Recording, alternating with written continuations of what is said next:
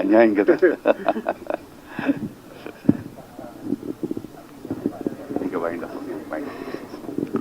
Police వారి హెచ్చరిక చిత్రానికి దర్శకులు బాబ్జీ గారు మాట్లాడతారు.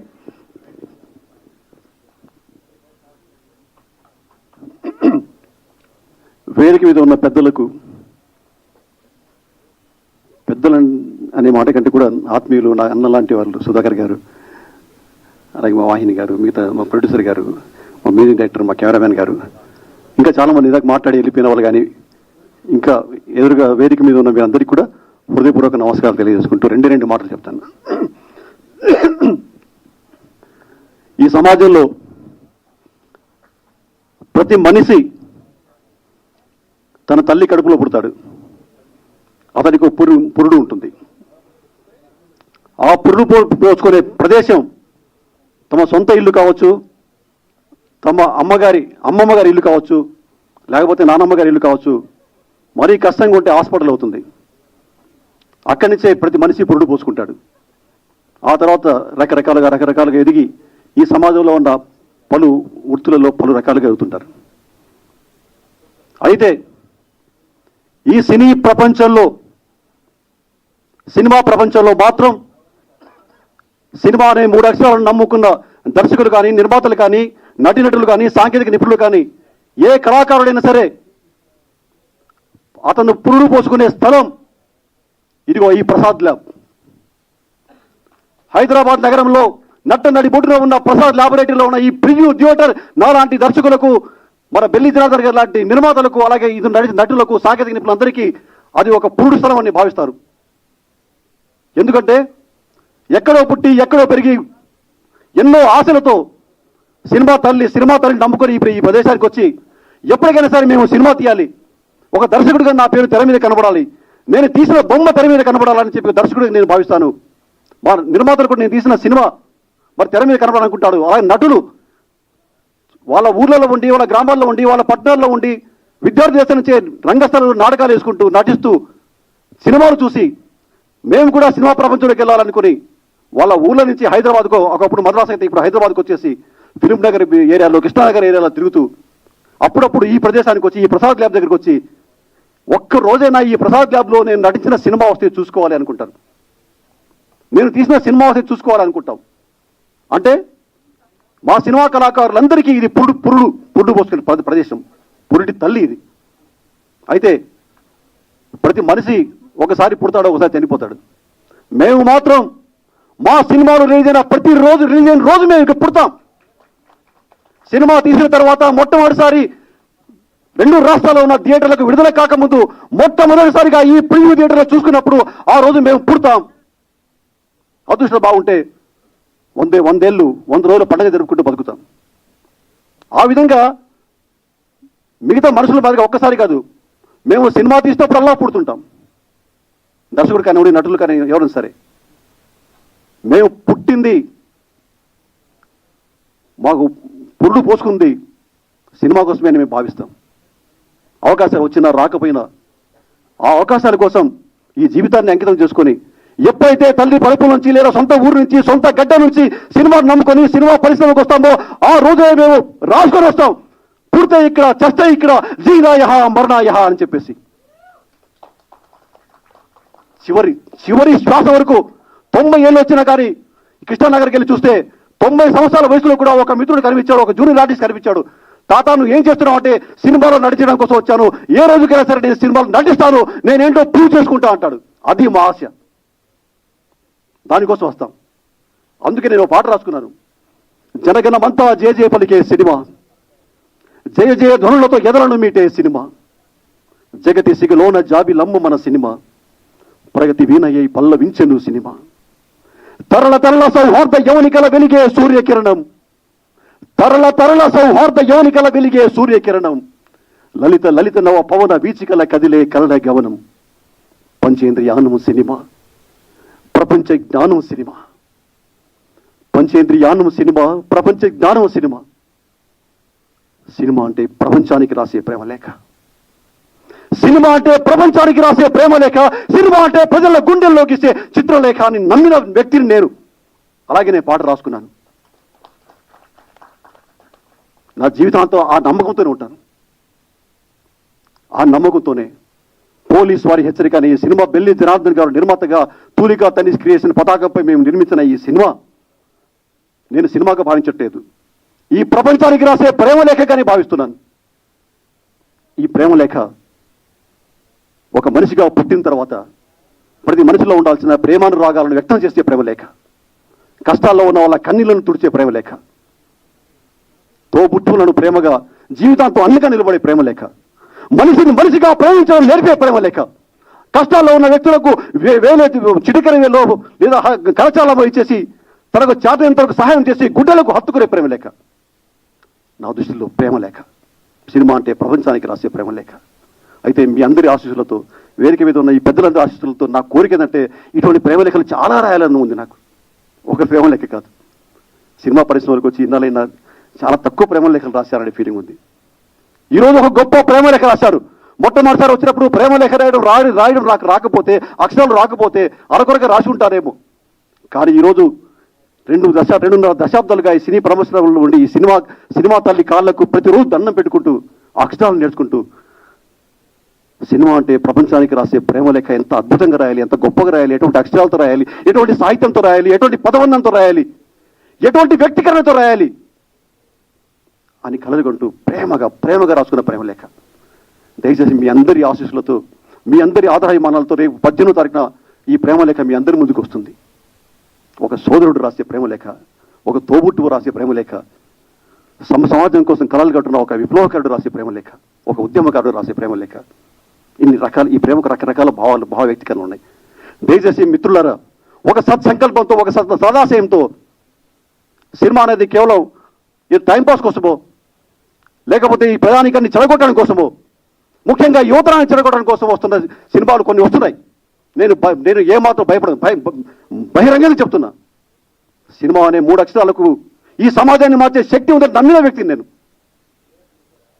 ఒక మనిషిని మరో మనిషి, ఒక వ్యక్తిని మరో శక్తి దోచుకునే దోపిడీ లేని నూతన ప్రపంచ భవనం కోసం పోరాడే శక్తిని ఇస్తుంది సినిమా, నేను నమ్ముతున్నాను.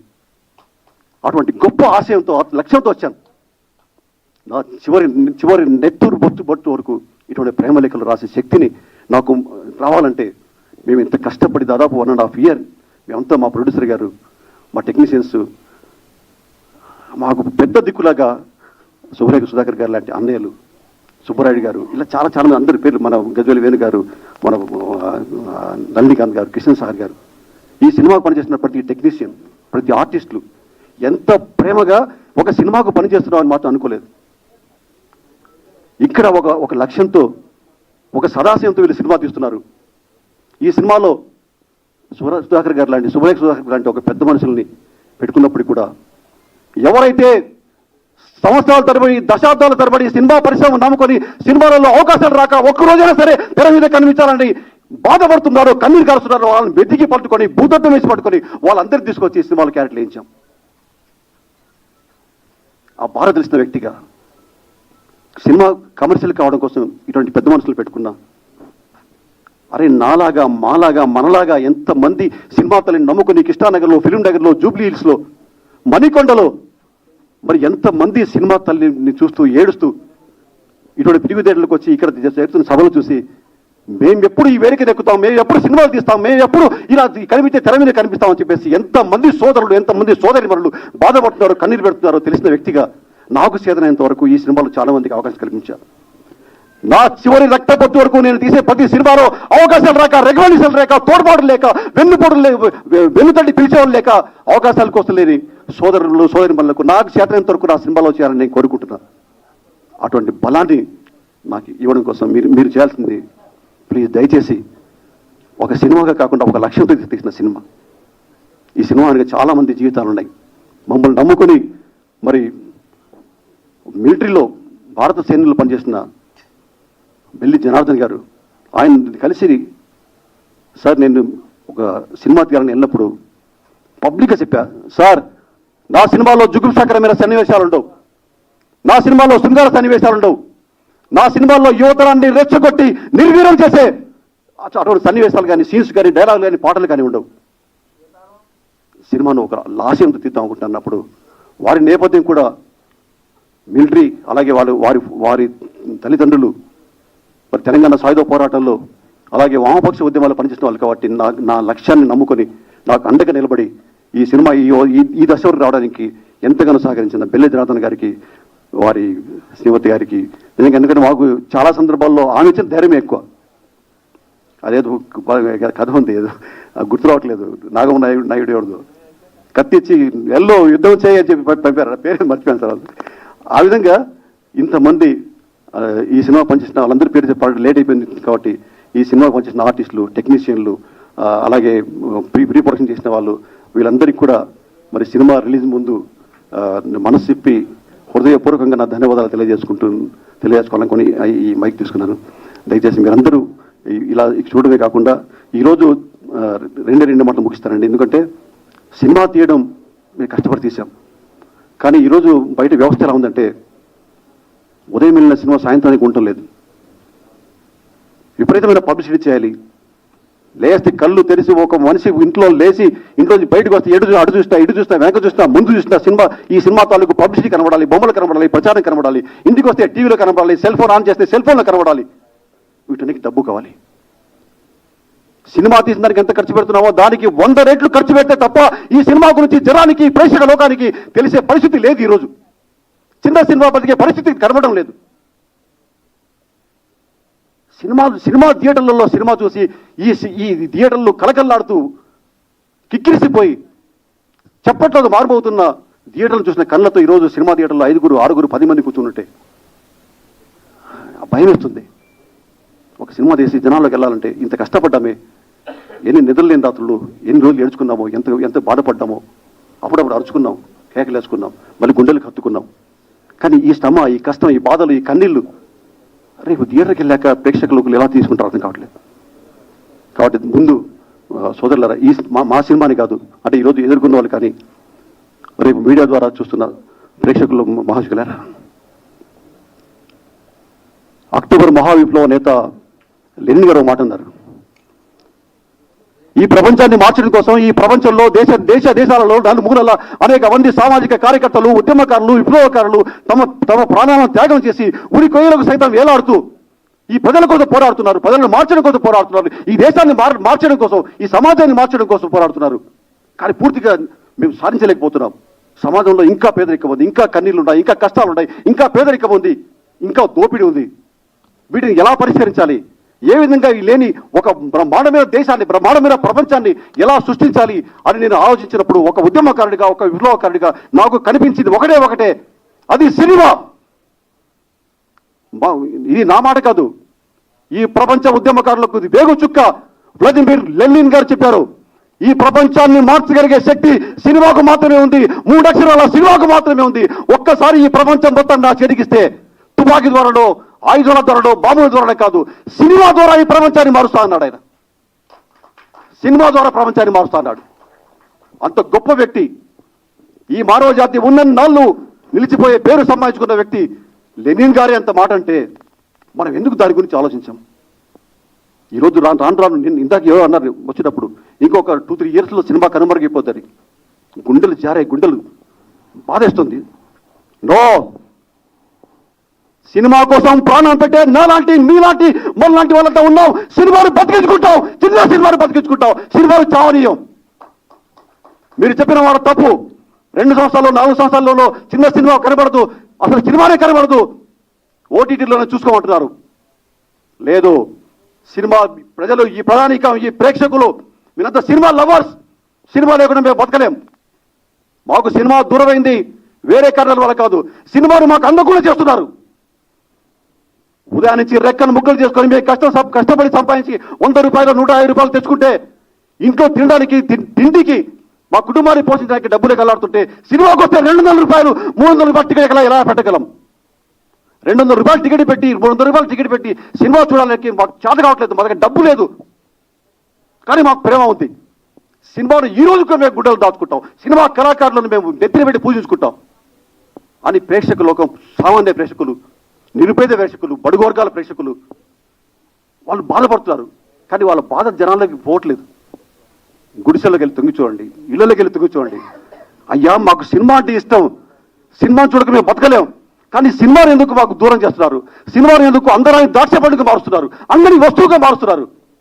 మీరు అన్ని వస్తువుల రేట్లు పెంచుకోండి, మొత్తం పెంచుకోండి. దయచేసి సినిమా టికెట్ల రేట్లు మాత్రం తగ్గించండి, సగటు ప్రేక్షకుడికి అందుబాటులో ఉండేలా చేయండి అని సమస్త ప్రేక్షకుల లోకం ఏడుస్తూ గుండెలు బాదుకుంటూ దండాలు పెట్టి రిక్వెస్ట్ చేస్తున్నారు. నేను ఇలా చేస్తున్న కూడా వాళ్ళందరి తరఫున వకాల్తా తీసుకొని మాట్లాడుతున్నా. ప్లీజ్, ఇక్కడున్న మహానుభావులు పెద్దలు, అలాగే మీడియా ద్వారా చూస్తున్న ప్రేక్షక మహాశయులారా, అలాగే సినిమాలు కొంటున్న డిస్ట్రిబ్యూటర్లు కానీ, నిర్మాతలు కానీ, ప్రభుత్వాధినేతలు కానీ, దయచేసి మా మొర వినండి. చిన్న సినిమాలు బతికించండి, చిన్న సినిమాలు బతికించండి, టికెట్ల రేట్లు తగ్గించండి అని నినాదం తూలికా తనీష్ క్రియేషన్ పతాకంపై బెల్లి జనార్దన్ గారి నిర్మాతగా నా దర్శకత్వంలో మేమందరం కలిసి తీసిన పోలీసు వారి హెచ్చరికతో మేము చెప్తున్నాం. ఇది ప్రేక్షకుల హెచ్చరిక, సగటు ప్రేక్షకుల హెచ్చరిక. సినిమాను మాకు దూరం చేస్తే మేమేదో బాధపడతాం అనుకుంటారో, సినిమా తీసే వాళ్ళమో, సినిమాలు చూసే వాళ్ళమో బాధపడతా అనుకుంటారేమో. మీ ప్రభుత్వాలు కూడా బాధపడతాయి, మీ ప్రభుత్వాలు కూడా కూలిపోతాయి, మీ వ్యవస్థ కూలిపోద్ది. భూమి కింద నీరు ఉంటేనే భూమి నిలబడుతుంది. మనిషి చూడడానికి థియేటర్లలో సినిమా ఉండి అది అందుబాటులో ఉంటేనే నిలబడుతుంది. మీరు బతకాలంటే, వ్యవస్థ బతకాలంటే, ఈ దేశం బతకాలంటే, ఈ నేల బతకాలంటే సినిమాను బతికించండి. సినిమా అనేది కేవలం తెర మీద కనిపించే ఒక 3 అక్షరాల పదం కాదు. ఒక హీరో, ఒక హీరోయిన్, లేదా ఒక దర్శకుడు, ఒక టెక్నీషియన్స్ వీళ్ళు తీసే సినిమా మాత్రమే కాదు. ప్రపంచ మానవాళిని కాపాడే, నిలబెట్టే, ప్రపంచ మనుషులలో ఉండే ప్రేమానురాగాలను కాపాడే ఒకనొక ఆయుధం, ఒకనొక శక్తివంతమైన ఆయుధం. ప్లీజ్, ఇది మా పోలీసు వారి హెచ్చరిక. సినిమా ద్వారా మీరు చేస్తున్న విన్నపం, హెచ్చరిక ఏదైనా కానివ్వండి. సారీ, ఎక్కువ మాట్లాడితే నేను ఆ సినిమా బాధ మాట్లాడాను. దయచేసి మీరంత పెద్దలు, వేరే పెద్దలు కానీ మీరందరికీ కూడా నా బాధను, ఇది నా ఒక్కటి బాధ కాదు, సినిమా లవర్స్ అందరి బాధని అర్థం చేసుకుని ఈ వాణిని జనంలో తీసుకెళ్లి సినిమాని కాపాడుకుందాం. రేపు వస్తున్న మన సినిమా, అందులో భాగంగానే 15వ తారీఖున మన సినిమా వస్తుంది, పోలీస్ వారి హెచ్చరిక. ఈ సినిమాను మీ గుండెలకు హత్తుకోండి. Please please. Thank you.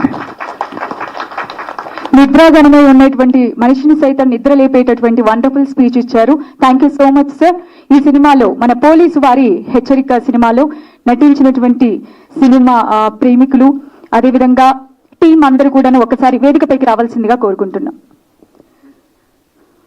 Group